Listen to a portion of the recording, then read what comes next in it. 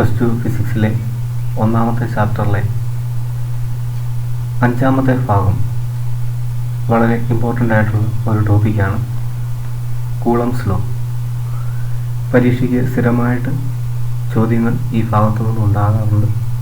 അതുപോലെ തന്നെ ഈ നിയമത്തെ അടിസ്ഥാനമാക്കിയാണ് ഇനി അങ്ങോട്ടുള്ള ഈ ചാപ്റ്ററിലെ പല കാര്യങ്ങളും എക്സ്പ്ലെയിൻ ചെയ്യാറുള്ളത്. അതുകൊണ്ട് തന്നെ ഇത് വളരെ ശ്രദ്ധിച്ച് പഠിക്കേണ്ട ഒരു പാഠഭാഗമാണ്.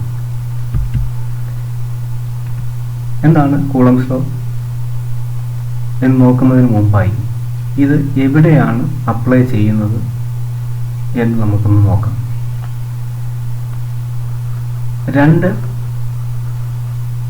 പോയിന്റ് ചാർജുകൾക്കിടയിലുള്ള ഫോഴ്സ് കണ്ടുപിടിക്കാനാണ് കൂളംസ് ലോ ഉപയോഗിക്കുന്നത്. രണ്ട് പോയിന്റ് ചാർജുകൾക്കിടയിലുള്ള ഫോഴ്സ് കണ്ടുപിടിക്കാനാണ് കൂളംസ് ലോ ഉപയോഗിക്കുന്നത്. എന്താണ് പോയിന്റ് ചാർജ് എന്ന് നോക്കാം. പോയിന്റ് ചാർജ് എന്ന് പറഞ്ഞാൽ നമ്മൾ സാധാരണ പറയുന്ന ചാർജ് തന്നെയാണ്. അതിൻ്റെ സൈസ് വളരെ കുറവായിരിക്കും. വളരെ സൈസ് കുറഞ്ഞ ചാർജുകളെയാണ് പോയിന്റ് ചാർജായിട്ട് നമ്മൾ കൺസിഡർ ചെയ്യുന്നത്. കൂളംസ് ലോയുടെ മറ്റൊരു പേരാണ് ഇൻവേഴ്സ് സ്ക്വയർ ലോ. ഇനി എന്താണ് ലോ എന്ന് നമുക്ക് നോക്കാം. അതിൻ്റെ statement: the force of attraction or repulsion between 2 point charges is directly proportional to the product of the charges and inversely proportional to the square of the distance between them. രണ്ട് point ചാർജുകൾക്കിടയിലുള്ള force of attraction or repulsion. രണ്ട് point charge എന്ന് പറഞ്ഞാൽ നമ്മൾ പറഞ്ഞു size കുറഞ്ഞ രണ്ട് ചാർജുകൾക്കിടയിലുള്ള force of attraction or repulsion. ഒന്നുകിൽ ഫോഴ്സ് അട്രാക്റ്റീവ് ആയിരിക്കും, അല്ലെങ്കിൽ റിപ്പൾസീവ് ആയിരിക്കും. രണ്ട് ചാർജുകൾക്കിടയിലുള്ള ഫോഴ്സ് ഒന്നുകിൽ അട്രാക്റ്റീവ് ആയിരിക്കും, അല്ലെങ്കിൽ റിപ്പൾസീവ് ആയിരിക്കും. എപ്പോഴാണ് അട്രാക്റ്റീവ് ആകുന്നത്? ഒരു ചാർജ് പോസിറ്റീവും ഒരു ചാർജ് നെഗറ്റീവും ആണെങ്കിൽ അത് അട്രാക്റ്റീവ് ഫോഴ്സ് ആയിരിക്കും. ഇനി രണ്ടും സെയിം ചാർജുകളാണെങ്കിൽ, രണ്ട് പോസിറ്റീവ് ചാർജുകളോ അല്ലെങ്കിൽ രണ്ട് നെഗറ്റീവ് ചാർജുകളോ ആണെങ്കിൽ അവയ്ക്കിടയിലുള്ള ഫോഴ്സ് റിപ്പൾസീവ് ആയിരിക്കും. അതാണ് പറഞ്ഞിരിക്കുന്നത്. The force of attraction or repulsion between 2 point charges is directly proportional to the product of the charges. ആ ചാർജുകളുടെ പ്രോഡക്റ്റിന് ഡയറക്റ്റ്ലി പ്രൊപ്പോർഷണൽ ആയിരിക്കും. ആ ചാർജുകളുടെ പ്രോഡക്റ്റിന് ഡയറക്റ്റ്ലി പ്രൊപ്പോർഷണൽ ആയിരിക്കും. And inversely proportional to the square of the distance between them. ആ ചാർജുകൾക്കിടയിലുള്ള ഡിസ്റ്റൻസിൻ്റെ സ്ക്വയറിന് ഇൻവേഴ്സ്ലി പ്രൊപ്പോർഷണൽ ആയിരിക്കും. അപ്പം ചാർജുകളുടെ പ്രോഡക്റ്റിന് നേർ അനുപാതത്തിലും ആ ചാർജുകൾക്കിടയിലുള്ള ഡിസ്റ്റൻസിൻ്റെ സ്ക്വയറിന് വിപരീത അനുപാതത്തിലും ആയിരിക്കും ഫോഴ്സ് എന്നാണ് പറഞ്ഞിരിക്കുന്നത്. The force of attraction or repulsion between 2 point charges is directly proportional to the product of the charges and inversely proportional to the square of the distance between them. ഇനി ഈ ലോയുടെ മാത്തമാറ്റിക്കൽ എക്സ്പ്രഷനിലേക്ക് നമുക്ക് പോകാം. ഇവിടെ പറഞ്ഞിരിക്കുന്നു രണ്ട് ചാർജുകളുണ്ടെന്ന് പറഞ്ഞു. ഫസ്റ്റ് ചാർജിനെ ഞാൻ Q1, first charge Q1 and the second charge is Q2. Here the distance of separation between these two charges is r, small r. If Q1 and Q2 are 2 point charges separated by a distance r, according to Coulomb's law, നമ്മൾ പറഞ്ഞു force എന്ന് പറയുന്നത് which is directly proportional to the product of the charges. ഇവിടെ ചാർജുകൾ Q1 ഉം Q2 ആണ്. അവയുടെ മാഗ്നിറ്റ്യൂഡുകൾക്ക് പ്രോഡക്റ്റിന് എങ്ങനെയായിരിക്കും? ഡയറക്ട്ലി പ്രൊപ്പോർഷണൽ ആയിരിക്കും. And inversely proportional to the square of the distance between them. ഇവയ്ക്കിടയിലുള്ള ഡിസ്റ്റൻസ് r ആണ്. അപ്പോൾ r സ്ക്വയറിന് ഇൻവേഴ്സ്ലി പ്രൊപ്പോർഷണൽ ആണ്. ഇവിടെ പറയുന്നു ചാർജുകളുടെ പ്രോഡക്റ്റിന് ഡയറക്ട്ലി പ്രൊപ്പോർഷണൽ എന്ന് പറഞ്ഞാൽ ചാർജ് കൂടുന്തോറും ഫോഴ്സ് കൂടും. അവയ്ക്കിടയിലുള്ള ഡിസ്റ്റൻസ് കൂടുന്തോറും ഫോഴ്സ് കുറയും. ഡിസ്റ്റൻസ് ചാർജുകൾക്കിടയിലുള്ള ഡിസ്റ്റൻസ് കൂടുന്തോറും ഫോഴ്സ് കുറയും. ചാർജിൻ്റെ മാഗ്നിറ്റ്യൂഡ് കൂടുന്നതിനനുസരിച്ച് ഫോഴ്സ് ഇൻക്രീസ് ചെയ്യും. ഇനി ഈ രണ്ട് സ്റ്റേറ്റ്മെൻറ്റുകൾ കമ്പൈൻ ചെയ്ത് നമുക്ക് ഇങ്ങനെ ഒരു റിലേഷനിലേക്ക് വരാം. F proportional to q1 q2 divided by r square, f proportional to q1 q2 divided by r square. ഇനി പ്രൊപ്പോർഷണൽ സൈൻ മാറ്റാൻ വേണ്ടി നമ്മൾ കോൺസ്റ്റന്റ് കൊണ്ട് മൾട്ടിപ്ലൈ ചെയ്യുവാണ്. f is equal to a constant into q1 q2 by r square. Here the constant is 1 by 4 pi epsilon 0. Therefore the force F is equal to 1 by 4 pi epsilon 0 into q1 q2 by r square, where F is the force between two charges. F is the force between two charges. It may be repulsive or attractive. Then epsilon 0 is the electrical permittivity of free space. Free സ്പേസിൻ്റെ electrical പെർമിറ്റിവിറ്റിയെ ആണ് epsilon 0 എന്ന ഈ term കൊണ്ട് represent ചെയ്യുന്നത്. ഇതെന്താണെന്ന് അടുത്ത ടോപ്പിക്കിൽ നമുക്ക് വ്യക്തമാകും. എപ്സിലോൺ 0യുടെ വാല്യൂ, ഫ്രീ സ്പേസിലുള്ള പെർമിറ്റിവിറ്റി, ഇലക്ട്രിക്കൽ പെർമിറ്റിവിറ്റിയുടെ വാല്യൂ ആണ് തന്നിരിക്കുന്നത് 8.8542 into 10⁻⁻12 C square coulomb square per newton metre square.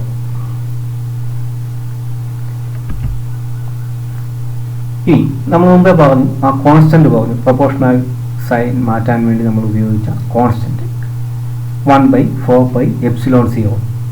ആ ടേമിൻ്റെ വാല്യൂ ആണ് 9 into 10⁻⁹ newton metre square per coulomb square. Here the Coulomb's law can be written as F is equal to, നമ്മൾ മുമ്പേ പറഞ്ഞതാണ് Coulomb's law അനുസരിച്ച് ഫോഴ്സിൻ്റെ equation F is equal to 1 by 4 pi epsilon 0 into q1 q2 divided by r square ആയിരുന്നു. ഇവിടെ ഈ 1 by 4 pi epsilon 0യുടെ value 9 into 10⁻⁹ ആണെന്ന് പറഞ്ഞു. Therefore F is equal to 9 into 10⁻⁹ into q1 q2 divided by r square. ഇനി Coulomb's law statement നമ്മൾ എഴുതി കഴിഞ്ഞാൽ കൂളംസ് ലോയുടെ കൂടെ അതിൻ്റെ എക്സ്പ്രഷൻ, മാത്തമാറ്റിക്കൽ എക്സ്പ്രഷൻ എഴുതാൻ ആവശ്യപ്പെട്ടിട്ടുണ്ടെങ്കിൽ ഈ ഇക്വേഷൻ മാത്രം എഴുതിയാൽ മതിയാവും. F is equal to 1 by 4 pi epsilon 0 into q1 q2 divided by r square. Statement എഴുതുക, ഈ റിലേഷൻ എഴുതുക. ഇനി അടുത്തത് നമ്മൾ തൊട്ട് മുമ്പ് പറഞ്ഞു ഇലക്ട്രിക്കൽ പെർമിറ്റിവിറ്റി എന്ന് പറയുന്ന ഒരു ടേം, എപ്സിലോൺ എന്ന് പറയുന്ന ടേം. എന്താണ് ഇലക്ട്രിക്കൽ പെർമിറ്റിവിറ്റി എന്നാണ് ഇനി നമ്മൾ നോക്കാൻ പോകുന്നത്. It is the capability of a medium to permit electric field. ഒരു മീഡിയത്തിന് ഇലക്ട്രിക് ഫീൽഡിനെ പെർമിറ്റ് ചെയ്യാനുള്ള കഴിവിന് പറയുന്ന പേരാണ് ഇലക്ട്രിക്കൽ പെർമിറ്റിവിറ്റി. ഇത് ഓരോ മീഡിയത്തിനും വ്യത്യസ്തമായിരിക്കും. അപ്പോൾ ഒരു മീഡിയത്തിലൂടെ ഇലക്ട്രിക് ഫീൽഡ് എങ്ങനെ കടന്നു പോകുന്നു, അല്ലെങ്കിൽ അതിനെ കടത്തിവിടാനുള്ള ആ മീഡിയത്തിൻ്റെ ആ കഴിവിന് നമ്മൾ പറയുന്ന പേരാണ് ഇലക്ട്രിക്കൽ പെർമിറ്റിവിറ്റി എന്ന് പറയുന്നത്. ഇത് സിംപ്ലി പെർമിറ്റിവിറ്റി എന്നും ചിലപ്പോൾ അബ്സല്യൂട്ട് പെർമിറ്റിവിറ്റി എന്നൊക്കെ പറയാറുണ്ട്. റെപ്രസെൻ്റ് ചെയ്യാൻ വേണ്ടി ഉപയോഗിക്കുന്ന ലെറ്റർ ഗ്രീക്ക് ലെറ്ററായ എപ്സിലോൺ ആണ്. Epsilon. Permittivity of free space, vacuum അല്ലെങ്കിൽ എയറിലേക്ക് പെർമിറ്റിവിറ്റി നമ്മൾ റെപ്രസെൻ്റ് ചെയ്യാൻ വേണ്ടി എപ്സിലോൺ 0 എന്ന ലെറ്ററാണ് ഉപയോഗിക്കുന്നത്. എപ്സിലോൺ 0 എന്ന് പറഞ്ഞാൽ permittivity of free space or vacuum. Unit of epsilon 0, ഇത് പരീക്ഷയ്ക്ക് ഒരു തവണ ചോദിച്ചിട്ടുള്ളൊരു ക്വസ്റ്റ്യനാണ്. പെർമിറ്റിവിറ്റി, അബ്സല്യൂട്ട് പെർമിറ്റിവിറ്റി ഇവിടെ യൂണിറ്റ് എന്താണ്? യൂണിറ്റ് ഇതാണ്, coulomb square per newton metre square, C square n⁻⁻1 m⁻². ഇത്രയും കാര്യങ്ങളാണ് ഇലക്ട്രിക്കൽ പെർമിറ്റിവിറ്റിയെക്കുറിച്ച് നമുക്ക് മനസ്സിലാക്കാനുള്ളത്. ഇനി ഈ കൂളംസ് ലോയിൽ നിന്ന് ചാർജിൻ്റെ യൂണിറ്റായ കൂളം എങ്ങനെ ഡിഫൈൻ ചെയ്തിരിക്കുന്നു എന്നാണ് അടുത്തത് നമ്മൾ പറയാൻ പോകുന്നത്. ചാർജിൻ്റെ യൂണിറ്റ് കൂളം ആണെന്ന് നമ്മൾ പഠിച്ചു. ഇതിൻ്റെ ഒരു ഡെഫിനിഷൻ കൂളംസ് ലോ ഉപയോഗിച്ച് എങ്ങനെ ചെയ്യാം. നമ്മൾ പറഞ്ഞു കൂളംസ് ലോ അനുസരിച്ച് force F is equal to 1 by 4 pi epsilon 0 into q1 q2 divided by r square ആണ്. 1 by 4 pi epsilon 0യുടെ വാല്യൂ 9 into 10⁻⁹ ആണ്. Therefore F is equal to 9 into 10⁻⁹ into q1 q2 divided by r square. If q1 and q2 are equal, then it is represented as q. രണ്ട് ചാർജുകൾ നമ്മൾ എടുക്കുന്ന രണ്ട് ചാർജുകൾ Q1 ഉം Q2 ഉം ഈക്വൽ ചാർജസ് ആണ് വിചാരിക്കുക. അതുപോലെ അത് സിമിലർ ചാർജസ് ആണ് എന്ന് പറഞ്ഞു കഴിഞ്ഞാൽ ഒന്നുകിൽ രണ്ടും പോസിറ്റീവ് ആയിരിക്കും അല്ലെങ്കിൽ രണ്ടും നെഗറ്റീവ് ആയിരിക്കും. അപ്പോൾ രണ്ട് സിമിലർ ചാർജുകൾ ഈക്വൽ മാഗ്നിറ്റ്യൂഡുള്ള രണ്ട് സിമിലർ ചാർജുകൾ നമ്മൾ കൺസിഡർ ചെയ്യുകയാണെങ്കിൽ നമുക്ക് ഈ Q1 Q2 എന്നതിന് പകരം നമുക്ക് Q എന്ന് പറയുന്ന ഒരു ലെറ്റർ ഉപയോഗിച്ച് ഇതിനെ റെപ്രസെന്റ് ചെയ്യാൻ സാധിക്കും. ഈ രണ്ട് ചാർജുകൾ 1 മീറ്റർ ഡിസ്റ്റൻസ് അകലത്തിലാണ് വെച്ചിരിക്കുന്നത്. Distance of separation between these two charges is 1 meter. Then equation എങ്ങനെ മാറും നമുക്ക് നോക്കാം. 9 into 10 raised to 9 into Q1 into Q2 divided by R square. ഇവിടെ Q1 into Q2 ഈ ഇരിക്കുന്ന ചാർജുകൾ ഈ Q സ്ക്വയർ രണ്ട് ചാർജുകളും ഈക്വൽ ചാർജുകളാണ്. ദയർ ഓഫ് മാഗ്നിറ്റ്യൂഡ് Q സ്ക്വയറിന്റെ വാല്യൂ 1 ആണെങ്കിൽ നമുക്കിങ്ങനെ കിട്ടും 1 സ്ക്വയർ ഡിവൈഡഡ് ബൈ 1 സ്ക്വയർ എന്ന് കിട്ടും. Q1 Q2 divided by R square. Q സ്ക്വയറിന്റെ വാല്യൂ 1 ആണെങ്കിൽ ഈക്വേഷൻ്റെ അകത്ത് F is equal to 9 into 10 raised to 9 into 1 square divided by 1 square. Then ഈ ടേം എന്തായി മാറും? F is equal to 9 into 10 raised to 9 newton നമുക്ക് കിട്ടും. ഫോഴ്സിൻ്റെ ഇക്വേഷൻ നമുക്ക് ഇങ്ങനെ കിട്ടും. F is equal to 9 into 10 raised to 9 newton എന്ന് കിട്ടും. അങ്ങനെയെങ്കിൽ നമുക്ക് കൂളമിനെ ഇങ്ങനെ ഡിഫൈൻ ചെയ്യാം. The charge of 1 coulomb is that charge which when placed in free space at a distance of 1 meter from an equal and similar charge repels with a force of 9 into 10 raised to 9 Newton. രണ്ട് equal ആയിട്ടുള്ള similar ചാർജുകൾ 1 metre distance അകലത്തിൽ വെച്ചിരുന്നാൽ അവയ്ക്കിടയിൽ അനുഭവപ്പെടുന്ന force 9 into 10 raised to 9 newton ആണെങ്കിൽ ആ ചാർജിന് നമ്മൾ പറയുന്ന പേരാണ് 1 കൂളം എന്ന് പറയും. ഒരിക്കൽ കൂടി പറയാം.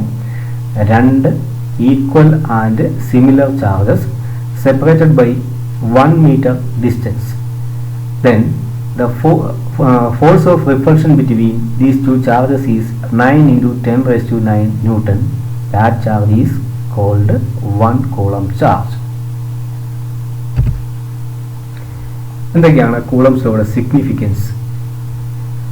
ഫസ്റ്റ് സിഗ്നിഫിക്കൻസ് ആണ് it binds electrons to the nucleus in the atom. ഒരു ആറ്റത്തിൻ്റെ ന്യൂക്ലിയസുമായിട്ട് ഇലക്ട്രോണുകളെ ചേർത്ത് നിർത്തുന്നത് കൂളംസ് ലോയാണ്. Binds electrons to the nucleus in the atom. Next it binds atoms together to form molecules. ആറ്റങ്ങൾ തമ്മിൽ കൂടിച്ചേർന്ന് മോളിക്യൂൾസ് ഉണ്ടാകാൻ സഹായിക്കുന്നു. അതും കൂളംസ് ലോയിലാണ്. ആറ്റങ്ങൾ തമ്മിൽ കൂട്ടിച്ചേർന്ന് മോളിക്യൂൾസ് ഉണ്ടാകുന്നു. ഇത് കൂളംസ് ലോ ആണ് ഇതിന് കാരണമായിരിക്കുന്നത്. It binds molecules together to form solids and liquids. Molecules together bind ചെയ്ത് സോളിഡ്സ് ആൻഡ് ലിക്വിഡ്സ് ഫോം ചെയ്യുന്നു.